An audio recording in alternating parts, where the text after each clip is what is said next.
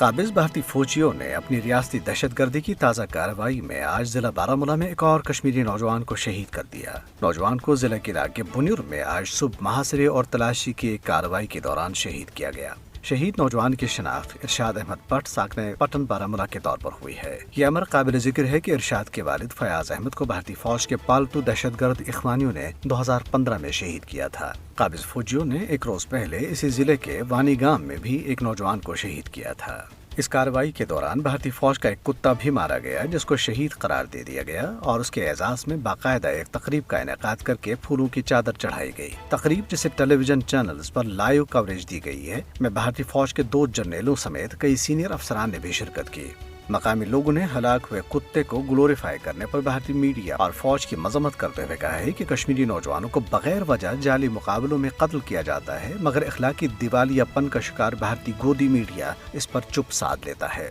ذریعہ اسنا بھارتی قابضین نے اشٹنگو بانڈی پورہ سے ایک نوجوان فیصل گلزار کو مجاہدین کا اعانت کار قرار دے کر گرفتار کر لیا۔ بھارت کشمیری حریت رہنماؤں اور کارکنوں کو جھوٹے الزامات کے تحت گرفتار کر کے انہیں سیاسی سرگرمیوں کی اجازت دینے سے انکار کر رہا ہے، یہاں تک کہ ان کے عزم کو توڑنے کے لیے صحافیوں اور عام کشمیریوں کو بھی جھوٹے مقدمات میں پھنسایا جاتا ہے۔ کشمیر میڈیا سروس کی طرف سے جاری کردہ ایک رپورٹ میں کہا گیا ہے کہ گرفتاریوں کا حالیہ سلسلہ آزادی کی آواز کو خاموش کرانے کے لیے بھارت کی انتقامی پالیسی کا حصہ ہے جو جنیوا کنونشن کی کھلی خلاف ورزی ہے اور جس پر فسطائی مودی سرکار کی پکڑ ہونی چاہیے۔ کل جماعتی حریت کانفرنس آزاد جموں کشمیر شاہ کے جنرل سیکرٹری شیخ عبد المتین نے 5 اگست 2019 کو کشمیریوں کی تاریخ کا ایک سیاہ ترین باب قرار دیتے ہوئے کہا ہے کہ فسطائی مودی حکومت کے اس اقدام کے پیچھے انتہائی گھناونے عزائم ہیں۔ ایک انٹرویو میں انہوں نے کہا ہے کہ مودی حکومت نے مقبوضہ علاقے کے متنازع ہونے کی بین الاقوامی سطح پر قانونی حیثیت ختم اور کشمیریوں کی آبادی کے تناسب کو تبدیل کرنے کی غرض سے انتہائی جارحیت پر مبنی یہ اقدام کیا، تاہم کشمیری اپنے جذب و عزم اور استقامت سے اپنی تحریک جاری رکھتے ہوئے بھارت کے تمام عزائم کو خاک میں ملا دیں گے۔